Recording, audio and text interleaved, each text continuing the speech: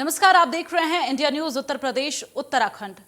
उत्तर प्रदेश विशेष में आप सभी का बहुत बहुत स्वागत है। आपके साथ मैं दीप्ति द्विवेदी और बुलेटिन की शुरुआत बड़ी खबर के साथ करेंगे। गोरखपुर से बड़ी खबर सामने आ रही, जहां बलदेव प्लाजा में एसी के आउटडोर में आग लग गई। भीषण आग लगी। दुकान के बाहर रखे एसी के आउटडोर में भीषण आग लगी और आउटडोर के जलने से पूरा कॉम्प्लेक्स धुआं धुआं हो गया।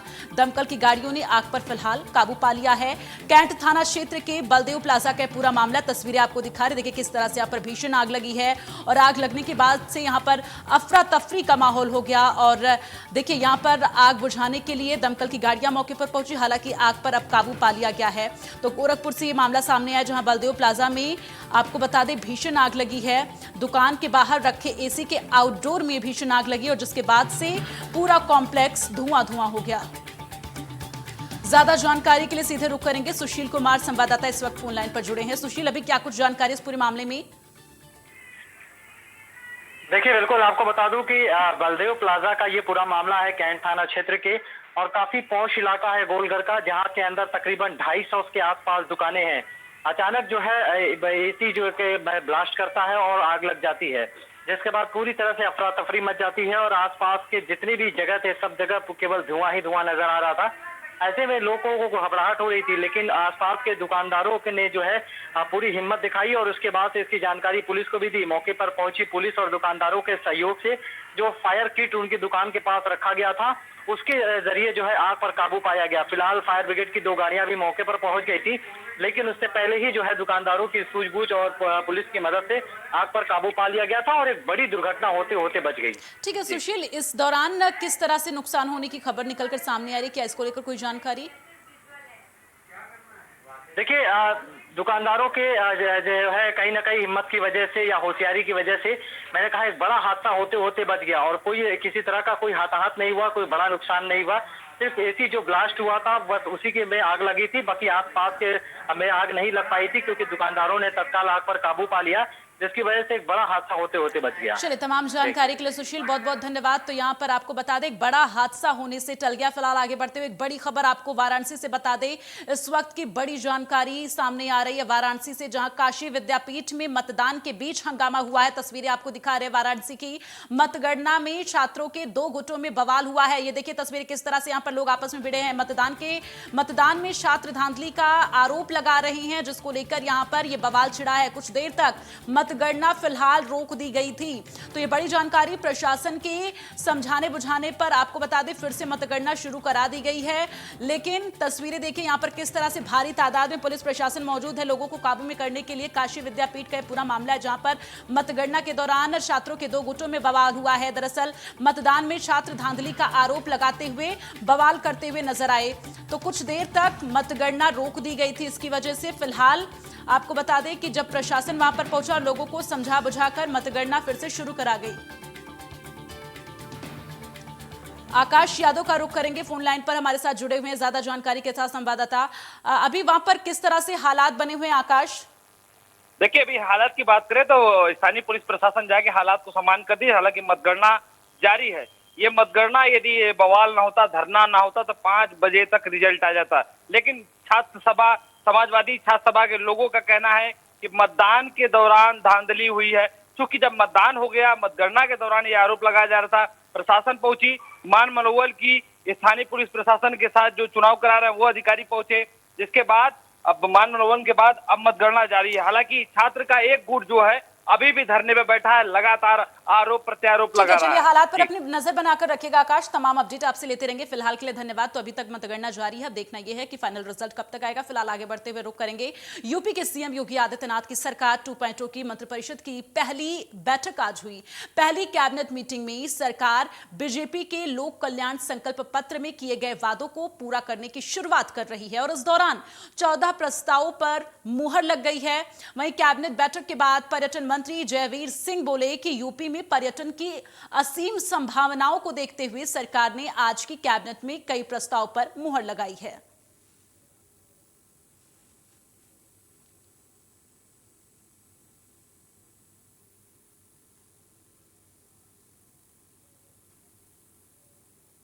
इस वर्ष के लिए 2.5 एकड़ जमीन सरोज नगर के जैती खेड़ा में दी गई है। ठीक है। दूसरा एक महत्वपूर्ण मामला था हमारे जो चिकित्सा विभाग में लैब असिस्टेंट के पद होते हैं और उन लोगों की काफी समय से डिमांड थी कि लैब टेक्नीशियन के पद पर उन्हें प्रमोट किया जाए। इस विषय में माननीय न्यायालय में भी कई बार मुकदमेबाजी हुई, तो सरकार ने निर्णय लिया है कि 25% लैब असिस्टेंट को और शेष को वो सीधी भर्ती के माध्यम से भरेंगे लैब टेक्नीशियंस को। तो अब प्रमोशन में लैब असिस्टेंट को जो कुल पद होंगे उसमें 25% जो है वो प्रमोशन से भरे जाएंगे लैब टेक्नीशियन के पद पर और शेष को हम सीधी भर्ती से लेंगे। इसकी वजह से नियमावली में संशोधन करने के लिए कैबिनेट ने स्वीकृति प्रदान की है। हाँ, लैब टेक्नीशियन के 25% पद जो है वो प्रमोशन से भरे जाने के लिए नियमावली में संशोधन आज कैबिनेट ने किया है।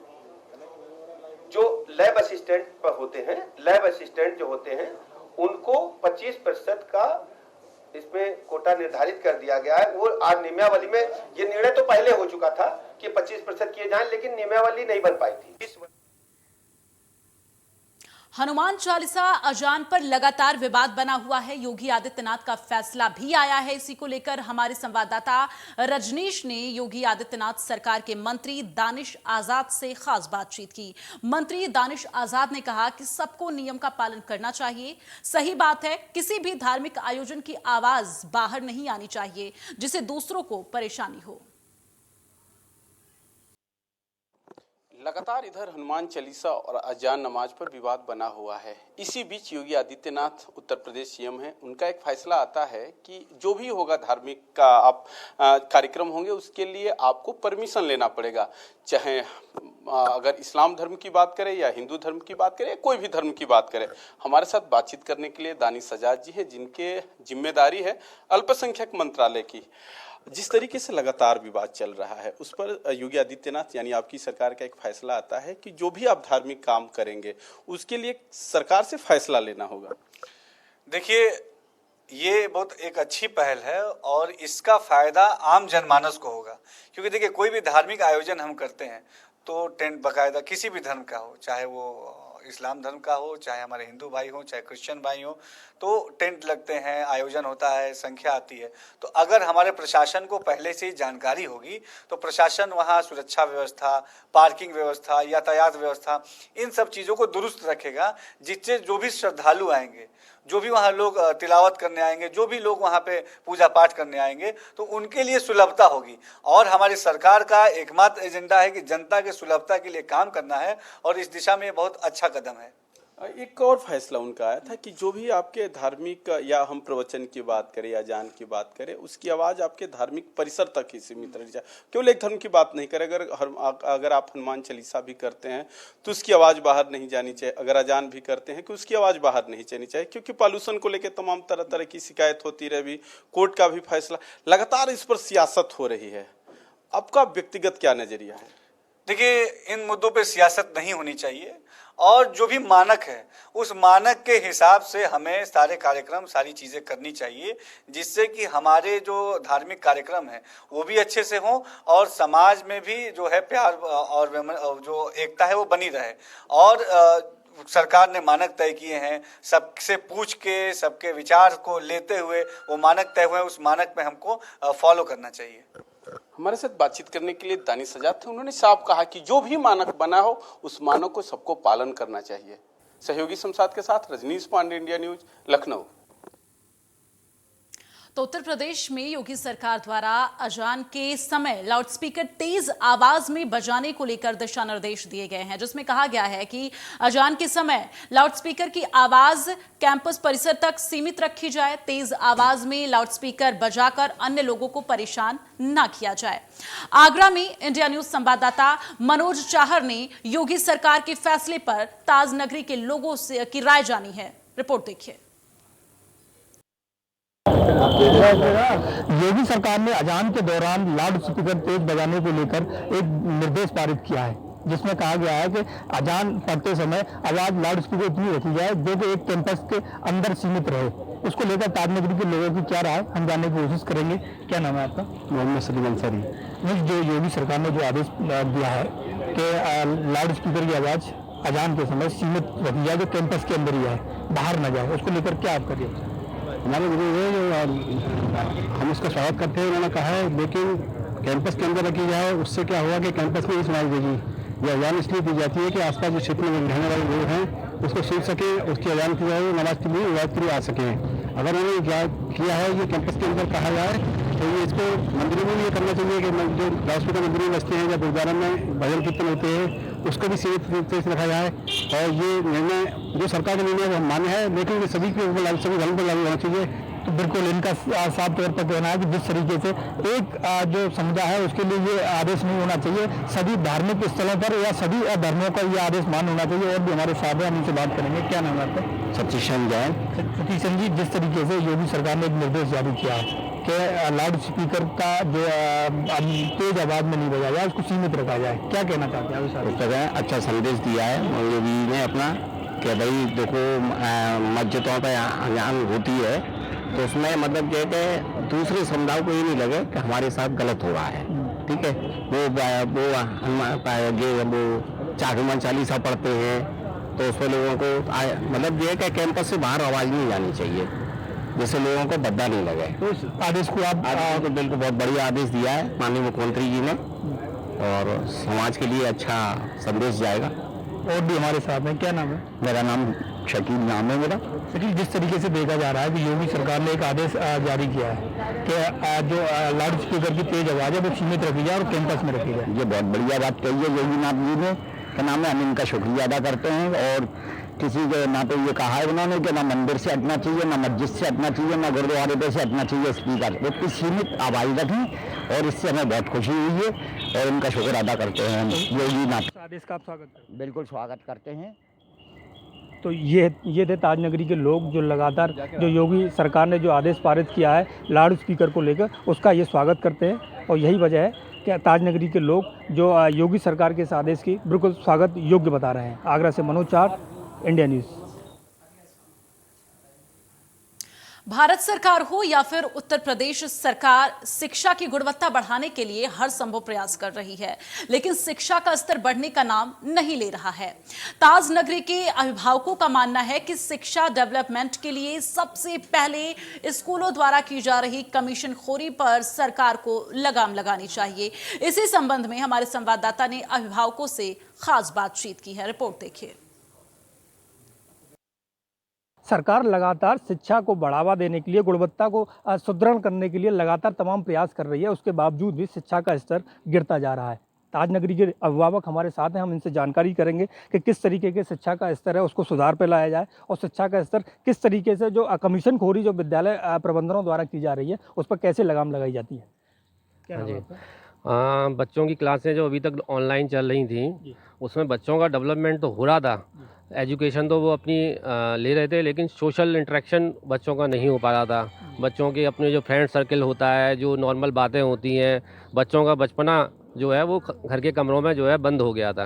अब चूँकि ऑफलाइन स्टार्ट क्लास हो गई हैं तो ऑफलाइन क्लास होने से बच्चे अपने पुराने दोस्तों से मिल पा रहे हैं, पुरानी एक्टिविटी दोबारा से स्टार्ट हो पा रही हैं, स्पोर्ट्स एक्टिविटी क्लासेस में दोबारा से स्टार्ट हो रही हैं, म्यूज़िक एक्टिविटी स्टार्ट हो रही हैं। अब रहती है बच्चों की फ़ीस के लेकर जो गाइडलाइंस है, योगी जी ने कहा है कि केवल 10% इंक्रीमेंट कर सकते हैं, लेकिन स्कूल वाले अपनी मनमर्जी चला रहे हैं। दूसरा, किताबों और ड्रेसों को लेकर, बुक्स और ड्रेसों को लेकर ये है कि उनकी एक अपनी शॉप होती है, उस पर आपको पूरी की पूरी, जैसे बच्चे के पास पुराने बड़े भाई बहन हैं उनकी बुक्स रखी हुई हैं तो वो बुक्स नहीं लेना चाहते, लेकिन उनको पूरा ही बंच लेना पड़ता है, तो वो बहुत महंगा पड़ता है। महंगाई का ज़माना है, पेट्रोल डीजल बढ़ते जा रहे हैं पैसे, तो उसको देखते हुए योगी सरकार को एक स्ट्रिक्ट गाइडलाइन बनानी चाहिए प्राइवेट स्कूल्स के लिए। दूसरा, अब दोबारा से जो है 4th वेव आने की संभावना बन रही है, जिसको लेके कोई प्रोटोकॉल स्कूल में नहीं हो रहा है। बता रहे हैं कि लू लगने से और उसके डायरिया वगैरह होने की संभावना हो सकती है, तो उसको लेकर जो है बच्चों की टाइमिंग्स थोड़ी जो है शॉर्ट करनी चाहिए, जैसे कि 11:30 या 12 बजे तक बच्चों की छुट्टी कर देनी चाहिए, हफ्ते में 5 दिन क्लासेस होने चाहिए। तो इस तरह से गाइडलाइंस बना के आगे की कार्रवाई करनी चाहिए। जिस तरीके से कोविड काल में, कोरोना काल में लगातार ऑनलाइन क्लासेस चल रही थी, अब दोबारा से एक चौथी वेव ऑफलाइन क्लास शुरू हुई, चौथी वेव आने की संभावना जताई जा रही है, तो किस तरीके की सुविधा होनी चाहिए स्कूलों में, क्या कहना है? जनरली क्या है, स्कूलों में कोविड जो कोविड की चौथी लहर की जो आशंका है उसके मद्देनज़र स्कूल्स में विशेष प्रबंधन कर देने चाहिए, स्पेशली कोविड प्रोटोकॉल का पालन करना चाहिए और उन्हें सबसे इम्पोर्टेंट है वैक्सीनेशन। बच्चों में वैक्सीनेशन पूर्ण रूप से स्कूलों में या जगह जगह कैंप लगा के करना चाहिए, जिससे क्या है कि कोविड बीमारी को बच्चों में फैलने से रोका जा सके। तो जिस तरीके से देखा जा रहा है कि जो कमीशन खोरी विद्यालयों के प्रबंधनों द्वारा की जा रही है, लगातार एक दुकान फिक्स कर दी जाती है, उसको लेकर तमाम तरीके की सवाल खड़े होते हैं और जो महंगाई का बोझ है वो अभिभावक पर पड़ता है। किस तरीके से देखते हैं? मेरा नाम पल्लवी महाजन है, मैं एक एनजीओ ये थे ताजनगरी के अभिभावक जिनका साफ तौर पर कहना है कि जिस तरीके से सरकार द्वारा जो कमीशन खोरी स्कूल प्रबंधन द्वारा की जा रही है, सरकार को उस पर कोई नियम कड़े नियम बनाने चाहिए और कानून ऐसा बनाना चाहिए जिससे कि अभिभावकों को महंगाई का बोझ न पड़े और बच्चों को शिक्षा मिल सके, जिससे कि उत्तर प्रदेश के साथ पूरे देश के अंदर शिक्षा में सुधार आ सके। आगरा से मनोज चार, इंडिया न्यूज़। योगी सरकार की महत्वाकांक्षी परियोजना बुंदेलखंड एक्सप्रेसवे 100 दिनों में जनता को समर्पित कर दी जाएगी। आपको बता दें 296 किलोमीटर लंबे बुंदेलखंड एक्सप्रेसवे का काम 91% तक पूरा कर लिया गया है। ये एक्सप्रेसवे बुंदेलखंड को दिल्ली और लखनऊ से जोड़ेगा। बुंदेलखंड एक्सप्रेसवे पर हमारे संवाददाता की एक खास रिपोर्ट देखिए। योगी सरकार की महत्वपूर्ण परियोजना बुंदेलखंड एक्सप्रेसवे 100 दिनों के अंदर शुरू हो जाएगा। आज कैबिनेट बैठक के बाद ये जानकारी दी गई कि 100 दिनों के भीतर काम को पूरा कर लिया जाएगा और इस एक्सप्रेसवे का जो 296 किलोमीटर है 91% काम पूरा हो गया है। चित्रकूट से लेकर इटावा के पास से आगरा लखनऊ एक्सप्रेसवे में मिलेगा। इससे बुंदेलखंड को काफ़ी राहत मिलेगी, साथ ही जो परिवहन के क्षेत्र में बुंदेलखंड पिछड़ा हुआ था उसको एक एक्सप्रेसवे मिल जाएगा। कैमरामैन आमिश के साथ नरेंद्र यादव, इंडिया न्यूज, लखनऊ। योगी सरकार की महत्वपूर्ण परियोजना। कोरोना की चौथी लहर ने दस्तक दे दी है। एनसीआर के कई शहरों में कोरोना के संक्रमण आपको बता दें एक बार फिर से बढ़ने शुरू हो गए हैं। ताजनगरी आगरा की अगर बात की जाए तो यहां भी अब कोरोना संक्रमण के मामले लगातार आने शुरू हो गए हैं। इंडिया न्यूज ने आगरा के राजा मंडी बाजार में पड़ताल की, रिपोर्ट देखिए।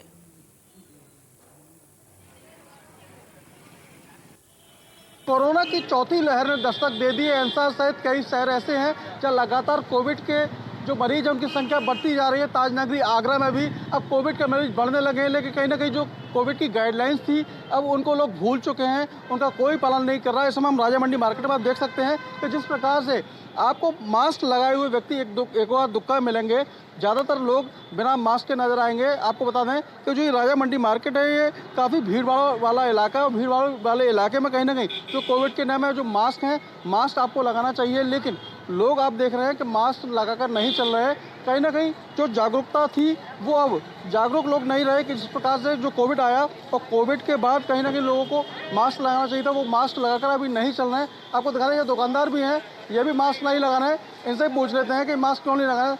आप बताइए कि मास्क क्यों नहीं लगाना है?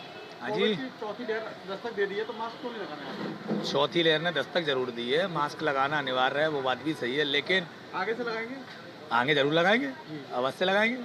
इन्होंने भी देखे दुकानदारों ने मास्क लगा लिया है। कहीं ना कहीं जो लापरवाही है वो लापरवाही कहीं खतरा ना बन जाए, इस बात को लेकर भी देख सकते हैं। आप देख सकते हैं कि दो लोग हैं मास्क लगा रखा है, बाकी लोग बिना मास्क के यहाँ घूम रहे हैं। सबसे बड़ी बात है कहीं ना कहीं ये खतरा हो सकता है, इससे बचने के लिए आपको मास्क लगाना अनिवार्य है। साथ ही 2 गज की दूरी का भी पालन करना है और अपने हाथों को सैनिटाइज करते रहना है। Sanjay Singh, India news, Agra. Corona की वहीं लगातार बढ़ रही महंगाई का असर होने वाली शादियों पर भी अब पड़ने लगा है। जहां एक तरफ तेल की कीमतों में लगातार इजाफा देखने को मिल रहा है तो वहीं बाजार में सब्जियों के भाव भी आसमान छू रहे हैं। बात करें कपड़ों की, गहनों की, तो उसमें भी लगातार इजाफा देखने को मिल रहा है। एक तरफ जहां गेस्ट हाउस के पैकेजेस बढ़ जाने से लोगों को तमाम दिक्कतों का सामना करना पड़ रहा है तो वहीं गेस्ट हाउस वालों को भी अब बुकिंग ना मिल पाने की चिंता सताने लगी है। पहले कोविड ने परेशान कर रखा था और अब जब शादियों का सीजन आया है तो महंगाई ने गेस्ट हाउस वालों के साथ ही जिनके घरों में शादियां पड़ी हैं उनको भी खासा परेशानी में डाल दिया है। एक्चुअली 2019 के बाद से जब कोविड आया तो हमारे जो स्टाफ्स हैं उनका हमको सैलरी तो देनी ही पड़ी। सैलरी हम लोग को उनको घर बैठे बैठे भी देनी पड़ी क्योंकि हम स्टाफ्स को हटा नहीं सकते हैं। और उसके बाद जब 2022 में अब हमारा बिज़नेस स्टार्ट हुआ है तो महंगाई इतनी बढ़ गई है कि सब स्टाफ का, हमारा स्वीपर से लेके हमारे जो टेंट वाले हैं, सबके जो रेट्स हैं सब हाई हो गए हैं। उसके वजह से हमारे पैकेजेस बढ़ गए हैं। अब जब पैकेजेस बढ़े हैं तो जो आम आदमी है वो इतना अफोर्ड नहीं कर पा रहा है। सोना भी इतना, हाँ भाई, अब शादी कुछ मेहनत भी भाई मिल नहीं रहा है, हमको सहारा नहीं मिल रहा भाई। सोना चांदी कैसे हम दे पाए, बताइए क्या दे पाए। पहले कितना था, आप कितना? भाई पहले तो भाई देखिए हमारे तो 5,000 में 10,000 में हो जाता था, कम से कम 58 भर 54 भर बनी जाता। अब तो 54 भर बनाना जाता तो 20,000 रुपया मांग रहा है। अब भाई तो थोड़ा थोड़ा सबसे अपना ले रहे हैं, लेके किसी तरह कर्जा करके कर रहे हैं शादी। महंगाई कितनी बढ़? महंगाई तो बहुत है, हर चीज़ में महंगाई है। सामान वामान लेने जाओ सब महंगाई है, बताइए सस्ता कौन चीज़ है।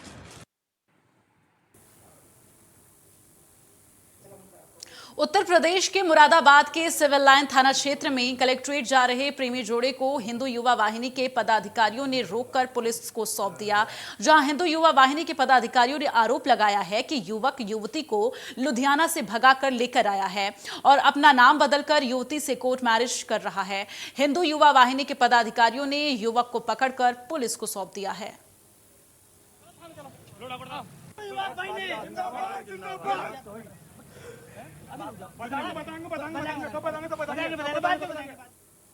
और चलिए उत्तर प्रदेश विशेष में बस इतना ही। नमस्कार।